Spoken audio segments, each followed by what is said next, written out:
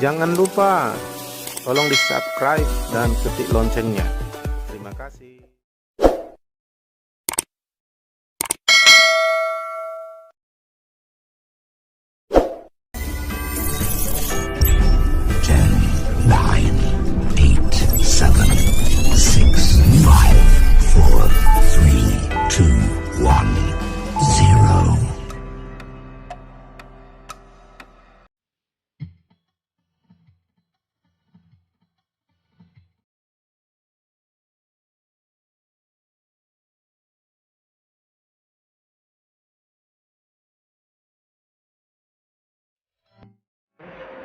Ditinggikannya pada waktunya.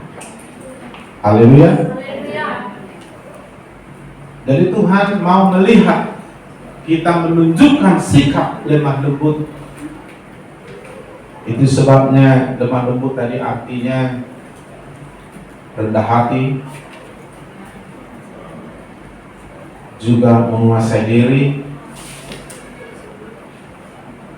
juga mau menguasai atau mengontrol diri, juga mau berserah kepada Tuhan. Maka saudaraku, orang yang lemah lembut mau diarahkan Tuhan, dengan rela dia menyerahkan diri untuk diarahkan Tuhan. Kalau saya beri ilustrasi, kalau saudara lempar saya pakai batu keras, saya harus menangkapnya tanpa melawannya. Saudara tahu artinya ini? Dan saya tidak akan terluka. Saya akan bisa menangkapnya, tapi saya menangkapnya tidak melawan arah batu itu. Ya, kalau saudara pernah melihat orang menangkap panah, nah, menangkap panah itu jangan gini.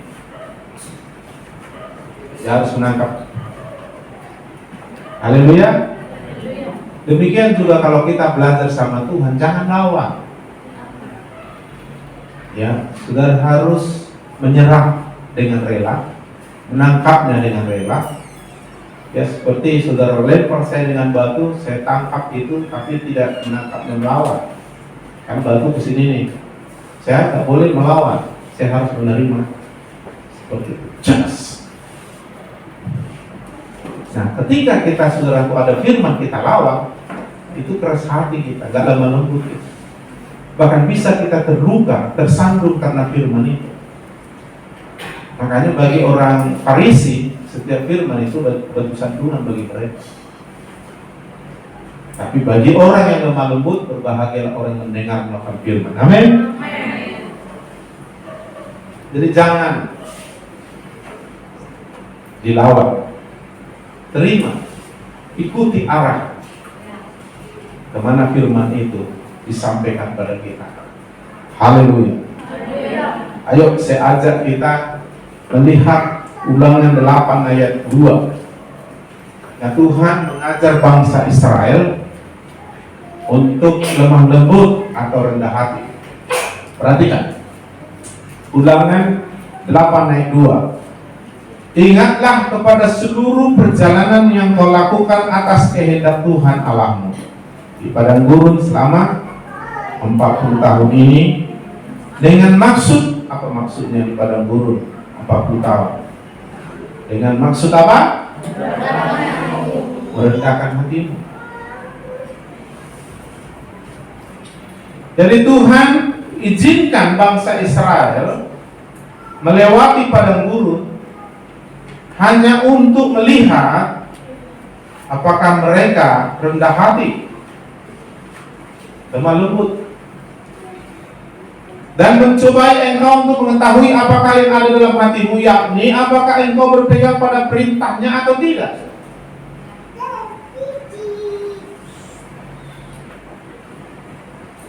Kalau dari ayat ini, kalau saudara tidak lemah lembut, rendah hati, lama kali saudara di padang gurun, sampai 40 tahun di padang gurun, saking tegar tengkuknya itu orang Israel. Padahal Tuhan bisa memimpin mereka dari Mesir ke Kanaan 40 hari 40 malam bisa. Paling lama 4 tahun lah, 40 tahun. Tapi karena mereka tidak lemah lembut, tidak rendah hati, 40 tahun mereka di padang gurun. Gak enak itu, saudara. Pengujian terus, ujian terus, pencobaan terus, ujian terus. Gak pernah tamat di situ-situ yang terbuka, seputaran masalah. Jadi kita harus belajar menyerahkan diri dengan tulus rela, mau mentaati Tuhan, sehingga terbentuklah, terlihatlah oleh Tuhan bahwa kita tidak keras hati, kita tidak sombong, tapi justru kita mau belajar pada Tuhan dengan lemah lembut dan sehingga jiwa kita mendapat ketenangan, bukan gersang berontang di padang gurun yang panas dan kering. Karena bagaimanapun Tuhan mau memberikan kita yang hijau, dikasih minum di air yang jernih dan tenang. Kalau kita mau digembalakan Tuhan, kalau tidak, situ dulu kau sampai kulihat rendah hati dan lembut. Berapa tahun terserah saudara. Jadi kalau terlalu lama kau dalam satu masalah, maaf, buktinya kau masih keras hati, belum lemah lembut. Itu sebabnya Tuhan bilang berbahagialah orang yang lemah lembut, karena mereka akan mewarisi bumi. Kita akan menikmati hidup di muka bumi ini, itu artinya mewarisi bumi.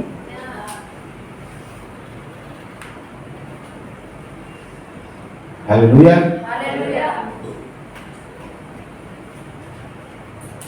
Jadi Tuhan izinkan, hanya ingin Dia mau melihat apakah kita mau merendahkan hati, apakah kita mau lemah lembut atau melawan firman.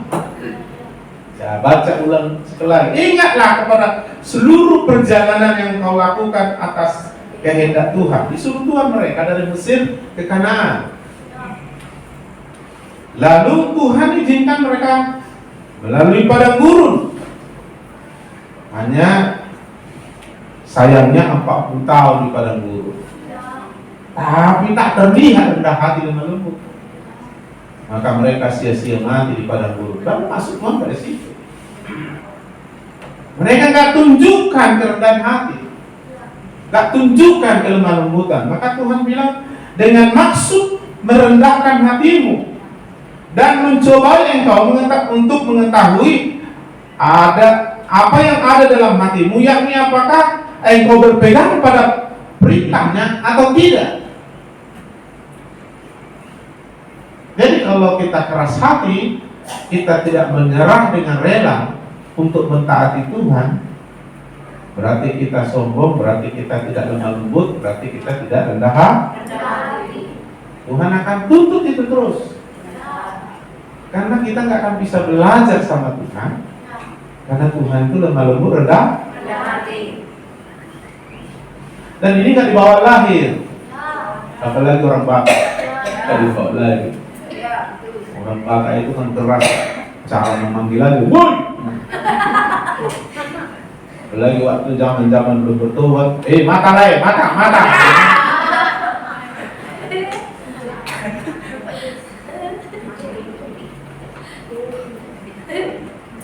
Bayangkan, ada lemah lembutnya. Haleluya. Tapi lemah lembut itu pancarannya ramah, tapi bukan doyo. Bukan pemarah, tapi pernah marah dan bisa marah. Tapi bukan suka marah atau pemarah. Yesus marah, digulingkannya semua, dicampakinya semua orang yang jualan di Bait Allah, marahnya.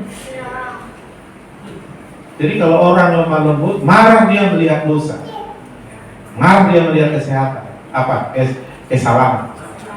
Kalau saudara kompromi, Anda gak lemah lembut.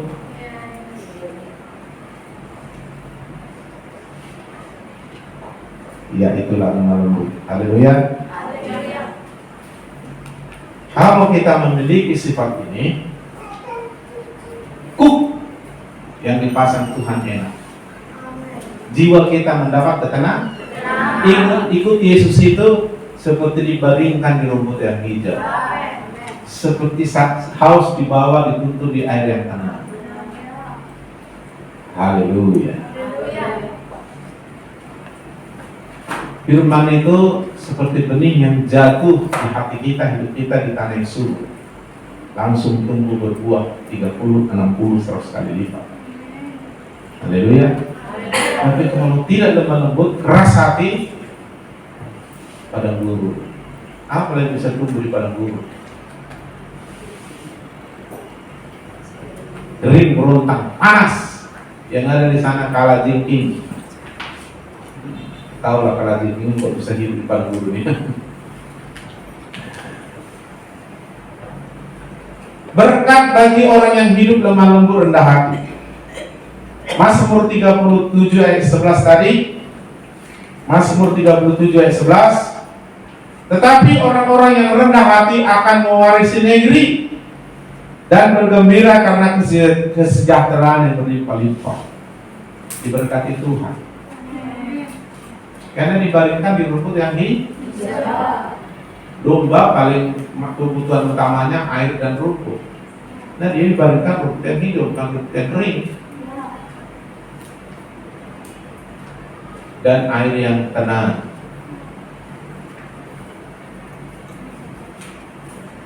Jadi diberkati Tuhan. Haleluya. Karena Yesus datang memberi hidup supaya kita hidup dalam segala kehidupan. Makanya diajari kita. Nah untuk itulah kita harus lemah lembut, rendah hati. Dia akan kasih firman-Nya, kita dengan rela menyerah dan mentaatinya. Dia kasih firman-Nya, dan kita belajar mentaatinya, dan kita menguasai diri demi mentaati firman. Yang kedua, berkat yang kedua, Matius 5 ayat 5 dikatakan, berbahagialah orang yang lemah lembut karena mereka akan memiliki bumi.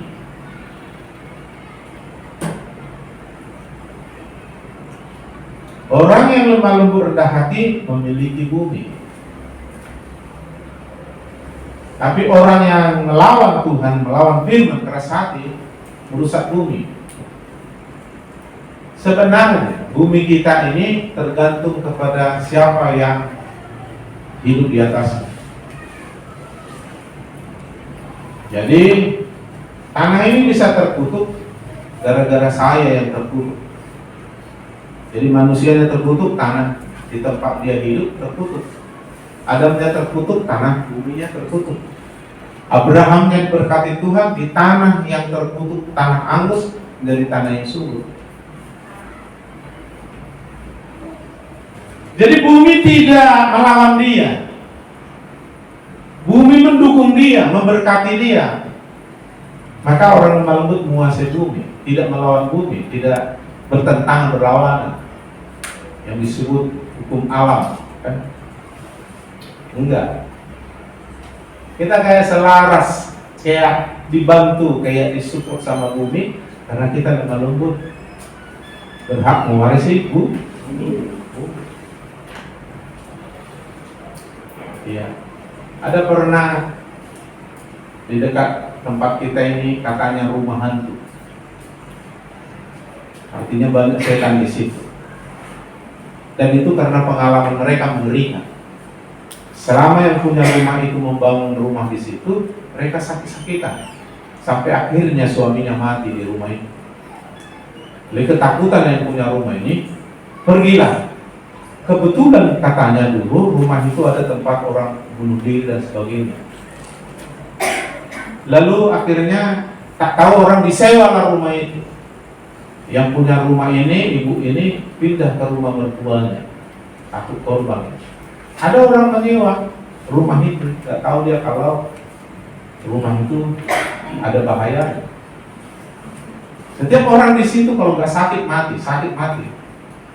Jadi sehingga saudaraku yang dikasih Tuhan, gak ada orang bertahun-tahun menyewa itu. Dan akhirnya terkenal juga adalah rumah itu rumah hantu katanya. Nah, ada bayi nangis, segala macam lah katanya. Ada ular tiba-tiba muncul di rumah, segala macam. Boleh-boleh aja. Tapi bukan itu masalahnya.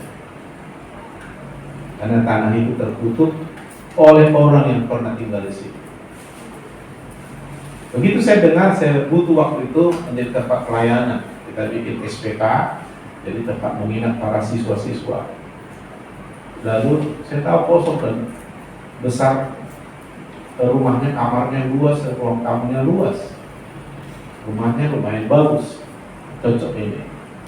Begitu mulai saya tanya, datang tetangga, rumah hantu itu Pak, apa mau Bapak? Mendengar itu saya tidak terkejut, tapi saya tahu. Akhirnya begitu saya hubungi yang punya rumah, oh senang kali ya dia. Berapa ya, terserah Bapak lah katanya. Akhirnya kita kontrak lah, tidak pada harga yang sebenarnya. Lalu karena saya sudah tahu kejadian seperti itu, lalu saya bilang sekarang saya duduk di tempat ini. Lalu saya kuduskan itu dengan doa. Lalu akhirnya mereka tinggal, tak ada setan. Kembali yang punya rumah tinggal di situ dan menyewakan di sampingnya. Artinya kita yang menentukan bumi ini. Kalau kita lemah lembut, bumi ini memberkati kita. Tapi kalau kita terkutuk, kita merusak. Marah ini bumi, makanya ada bencana alam. Yang di GAD kan cocok juga.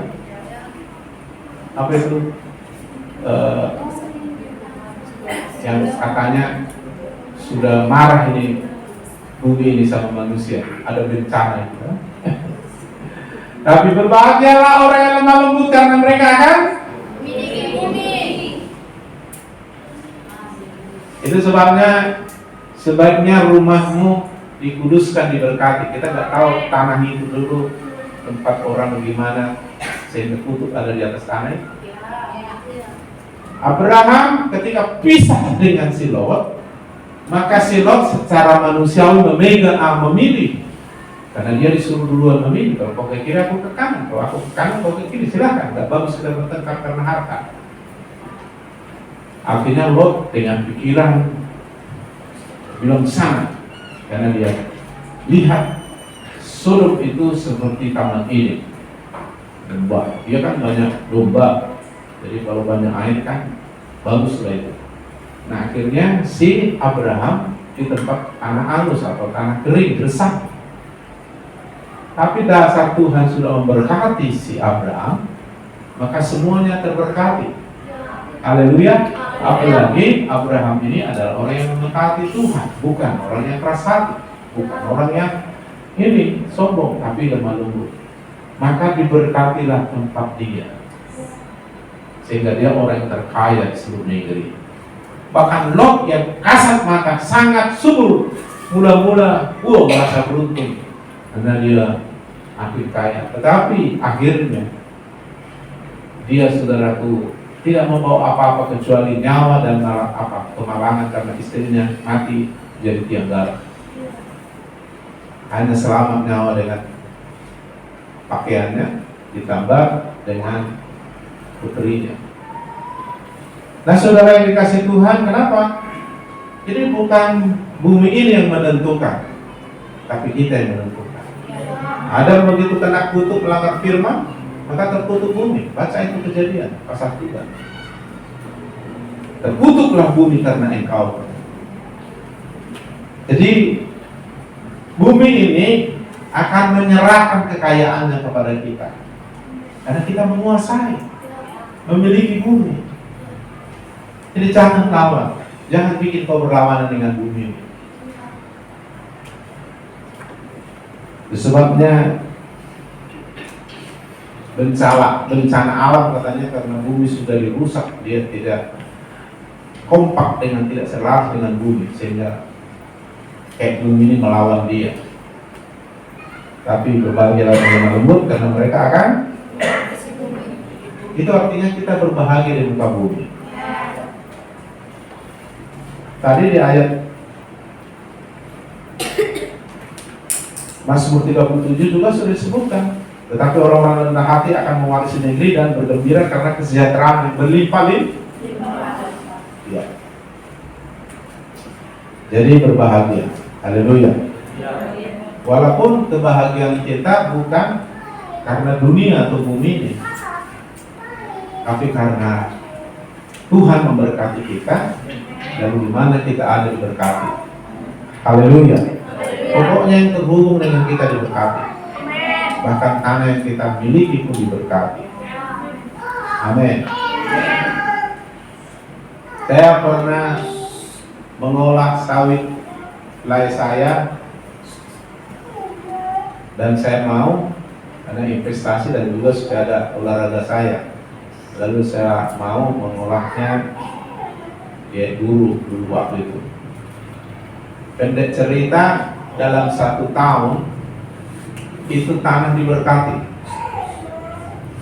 Kenapa?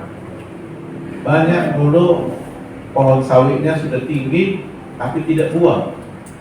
Lalu saya tanya sama tukang lurus, Pak, ini tebang aja. Sayang Pak, kenapa? Nggak tahu berbuah. Loh, ini satu udah tinggi nggak berbuah. Apa itu nggak jantan? Enggak Pak. Itu anehnya kenapa nggak berbuah. Oh iya, oh berarti ini bisa berbuah tapi nggak berbuah, gitu loh. Jadi kayak bumi ini nggak mendukung si pemiliknya dulu. Nah sekarang saya si pemiliknya. Lalu saya doakan, kau harus berbuah, kau harus berbuah. Setiap saya kesana melihati, kau harus berbuah. Dalam nangis kau harus berbuah. Dalam 1 tahun dia berbuah. Entah kenapa lah lay saya ini, aku mau bikin bisnis lain, beli aja lah, pulangkan modal. Itu saya nggak punya uang, dan memang Tuhan nggak kasih pokoknya saya bersawit. Dan bersawit pikiran saya mungkin ya. Dan akhirnya, ya jual aja lah. Begitulah akhirnya keputusan saya jual.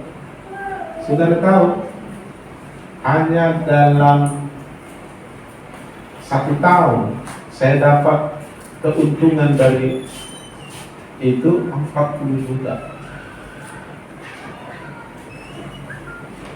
Dan waktu itu menjualnya saya aneh. Begitu ditawar, berapa itu? Saya bilang tidak kurang 160 juta. Langsung gitu, kalau kau mau ambil. Tapi itu sawit sudah mantap itu saya bilang. Karena sudah mulai berbuah. Naik terus. Tawar menawar enggak? Enggak. Pokoknya capek kau menawar, tidak kurang lagi 160 saja. Jadi enggak kurang lagi, enggak. Bikin dia. Akhirnya datang, ya udah Pak, bikin surat, ambil semua beres. Nah saudara, artinya saudara yang dikasih Tuhan, terbukti tanah itu akan kita warisi, kita kuasai, dan berkat Tuhan di kepala kita akan menjadi berkat bagi dia.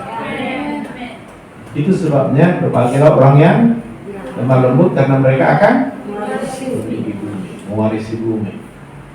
Dia nggak melawan kita. Makanya saudaraku, perhatikan orang Batak. Bontang panting mau cari makan kemana? Di seluruh pelosok sampai hutan yang belum ada orang sentuh sudah orang Batak. Kenapa? Saking gigihnya mencari uang kehidupan jasmani kan.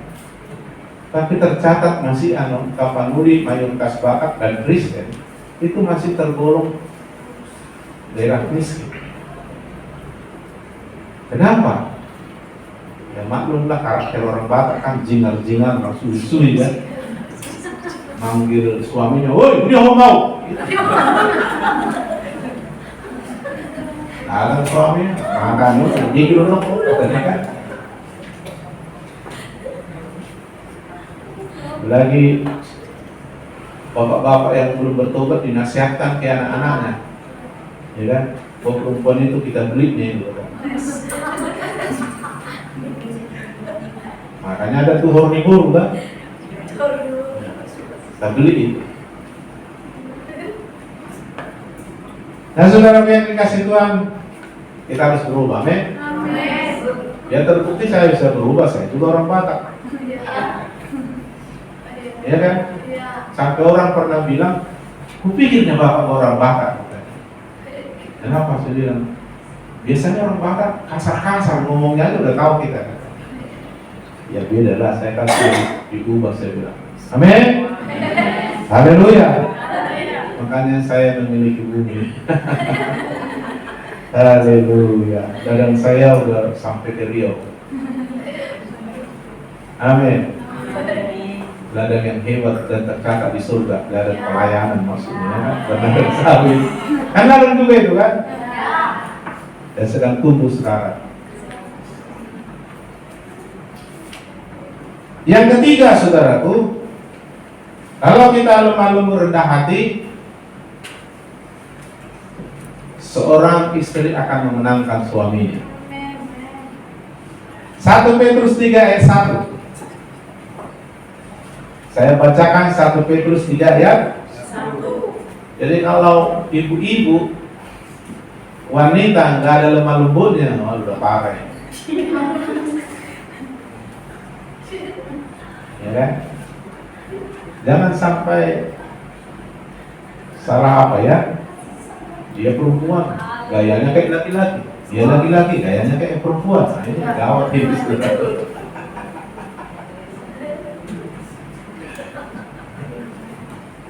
Aku ketawa kadang-kadang di media sosial ini. Siapa namamu? Si Dewi. Siapa namamu? Dewi. Siapa namamu? Dewi.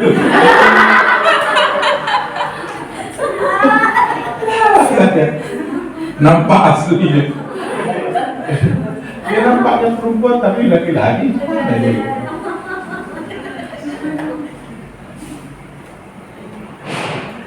Demikian juga kamu, hai istri-istri, tunduklah kepada suamimu, supaya jika ada di antara mereka yang tidak taat berfirman, mereka juga tanpa perkataan dimenangkan oleh kelakuan istrinya. Kelakuan istrinya kayak mana maksudnya? Perhatikan ayat 4. Tetapi perhiasanmu ialah manusia batinia, berarti dalam manusia rohani, yang tersembunyi dengan perhiasan yang tidak binasa, yang berasal dari roh yang lemah lembut dan tenteram, yang sangat berharga di mata Tuhan. Ternyata aslinya cantik di mata Tuhan dan manusia adalah wanita yang memiliki roh lemah lembut. Bukan make upnya tebal 1,5 cm. Ya, bagusnya jangan juga jorok kan? Tapi bukan itu. Haleluya.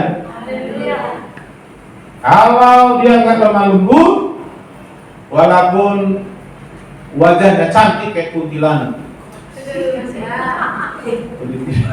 Kuntilanak itu cantik tapi mengerikan. Karena ada di Facebook itu, ada anak muda yang ngiseng kan, lihat nih tengah jalan, ih cantik, ada deh katanya kan, cantik, memang cantik katanya, aku nggak pernah lihat.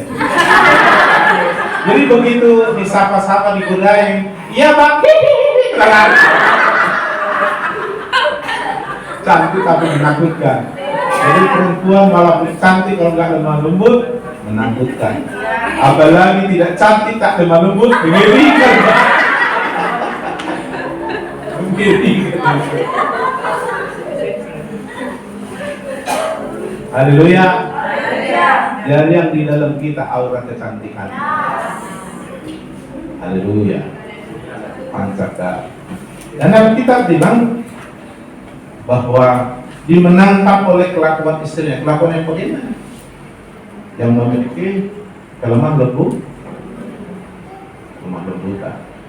Ya, lemah lembut ini bukan maksudnya harus lebay-lebay, lunglai-lunglai, bukan itu maksud saya. Asal ketemu samanya, suamiku enggak. Kalau orang muda bilang lebay itu kan?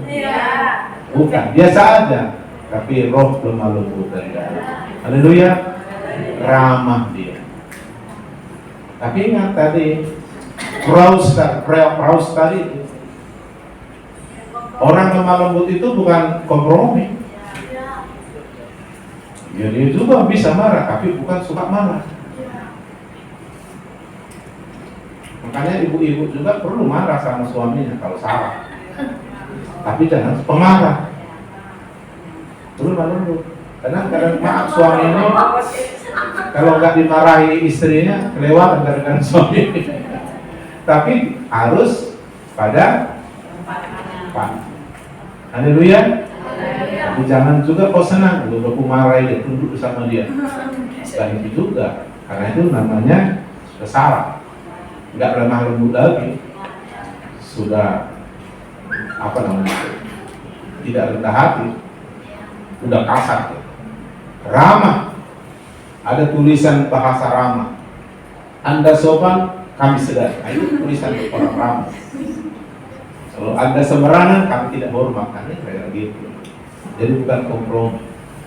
Nah, kalau dikatakan seorang wanita memiliki roh lemah lembut, perhiasan batinnya tanpa perkataan,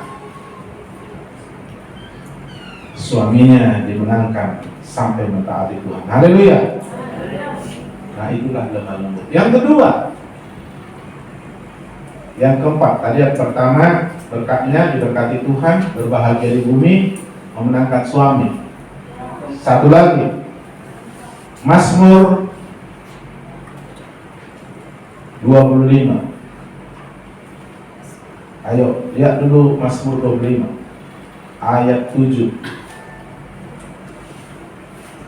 Munculkan dulu.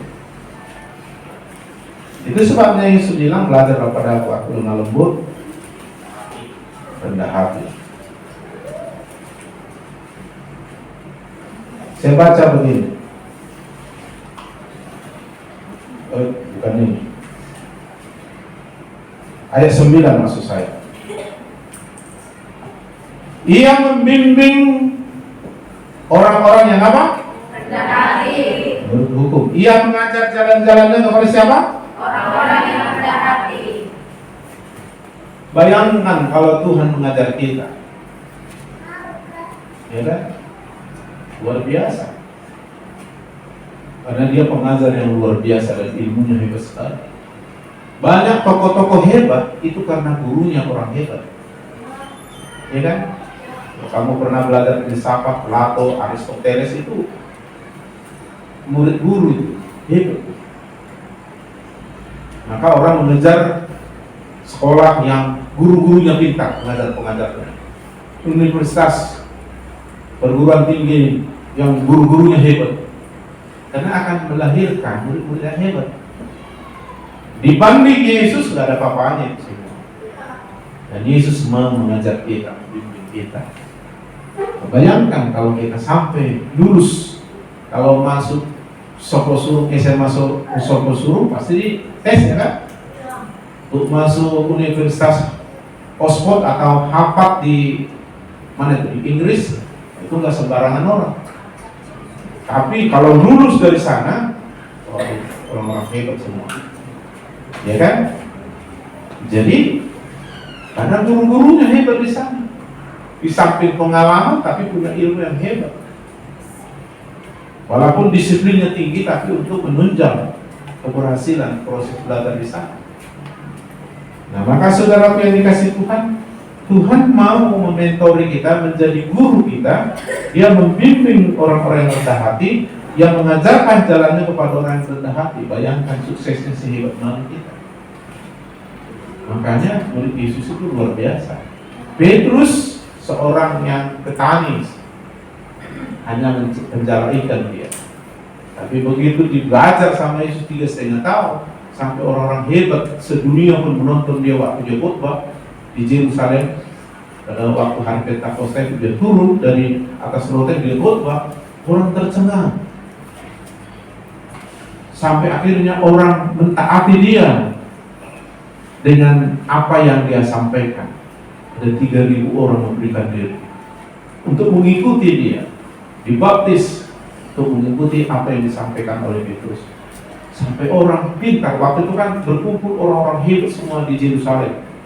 Jadi Yerusalem dulu tempat kumpulan orang ini. Kebetulan itu ada pertemuan akbar seluruh dunia. Oke, di Indonesia G20 katanya kan. Seluruh orang hebat, orang kaya, orang top, presiden. Ada waktu itu pada hari Pentakosta itu kumpul.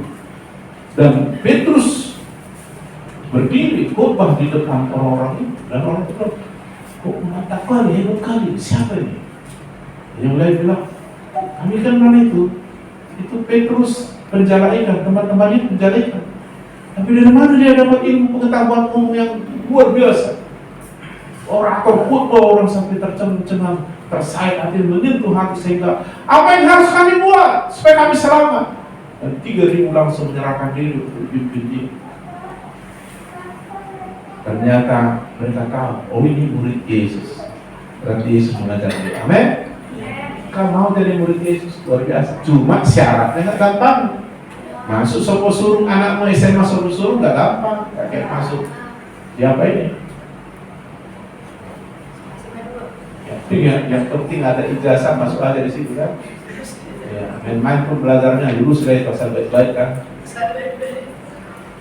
Kalau kau mau masuk Universitas Harvard, Oxford dan Universitas Indonesia itu nggak bisa sembarangan masuk. Tes. Nah, tes untuk bisa berhasil murid Yesus rendah hati dan lembut. Maka Tuhan tuntut kita, diizinkan kita. Nah, mau kuliah dulu, lemah lembut kau nggak, rendah hati nggak, atau jogel nggak? Jogel, diterima. Ya udahlah, jadi pengikut aja lah kau. Kalau khusus belajar sama aku, sekolah bersama aku, Tuhan lemah lembut rendah hati.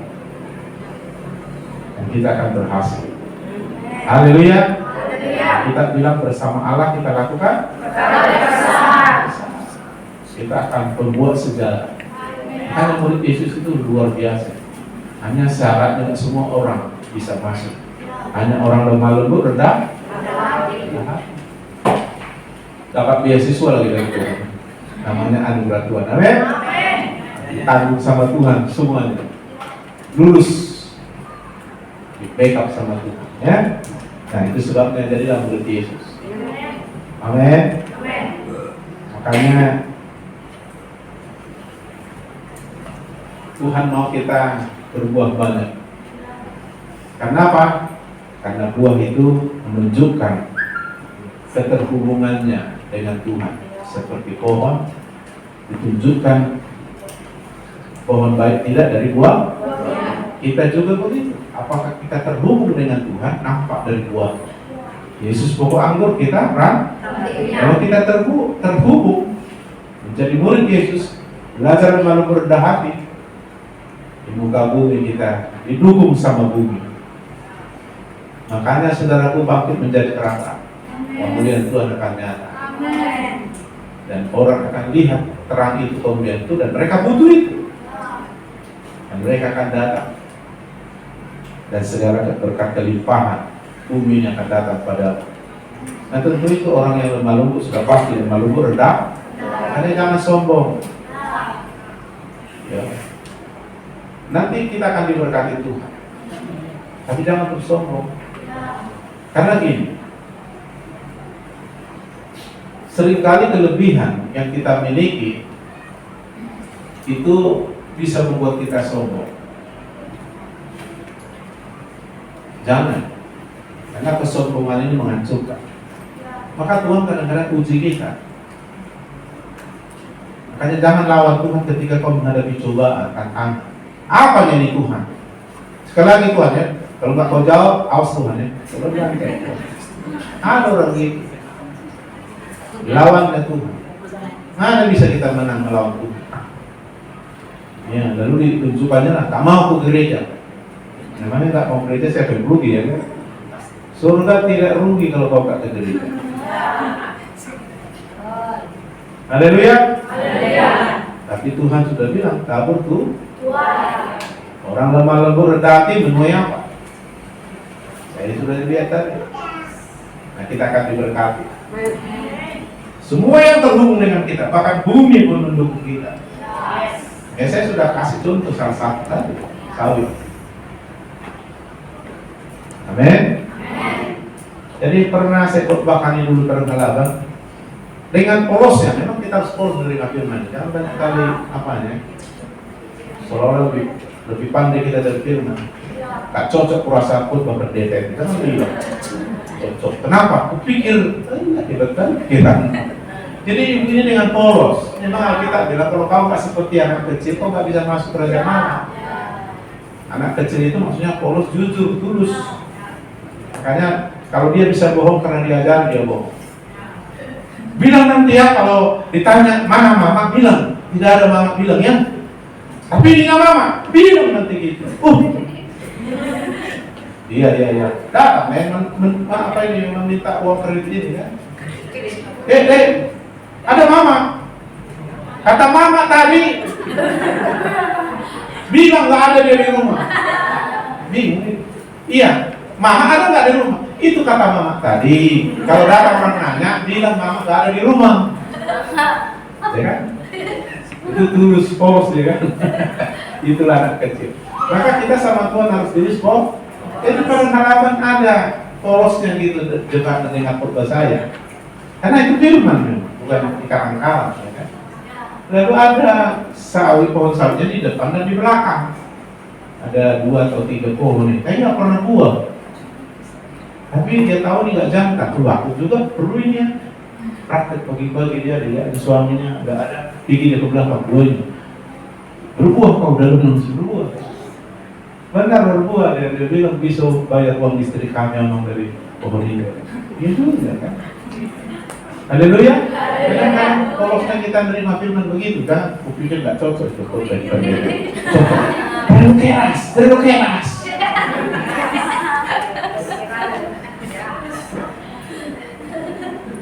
Nah itu ada sedikit sombong-sombong. Harus malam lempar kan cuk patah tangannya itu. Ya kan? Pukulilah tanah liat yang lembut, tak pecah ya. Tapi pukullah batu, berapi, makanya orang nggak bisa jatuh kalau lemah lembut. Terbentuk iya. Haleluya. Kalau tanah liat udah lembutnya gampang dibentuk dia. Tapi kalau keras tak bisa dibentuk. Kasih apa? Dibal-bali dulu. Makanya jangan dibal-bali kita. Tuhan, mana nih Tuhan? Tanya Tuhan, mulai menikah kami ini aja terus masalahnya. Oh Tuhan, dibal-bali terus, pada guru terus. Itu, makanya banyak kali susah orang yang tidak mau lembut rendah hati. Tapi kalau mau, jiwamu mendapat, kau mau waris bumi. Selamat menikmati hidup di muka bumi lemah lembut. Amin. Yang udah lama di padang gurun, keluar dari sana. Tuhan, sekali lagi kasih tunjuk, biar aku tunjukkan aku lemah lembut dan rendah hati. Nah, bilang lurus, masuk kanan. Masuk ke kanan, di kanan berlimpah susu. Semua yang lemah lembut rendah hati, tukang mengawal, tukang jual-jual itu mati semua.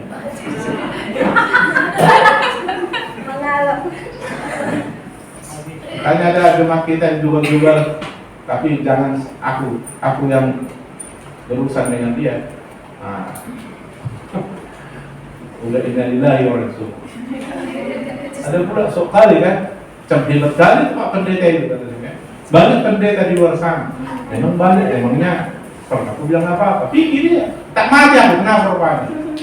Ya terserah dia kan. Urusan mati dia dengan Tuhan ya kan. Mati juga jadinya. Haleluya.